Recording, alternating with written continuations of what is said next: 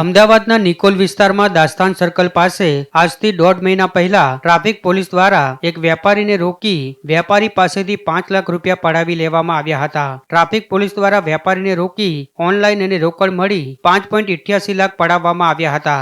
આ સમગ્ર કાંડમાં કુલ 3 ટીઆરબી જવાન અને એક હેડ કોન્સ્ટેબલ સંકળાયેલા હતા, જેમાં ટીઆરબી જવાન રાજેશ પટણી અને વિશાલ પટણીની અગાઉ ધરપકડ કરવામાં આવી હતી, જ્યારે ત્રીજો ટીઆરબી જવાન અજય પટણી હજી પણ ફરાર છે.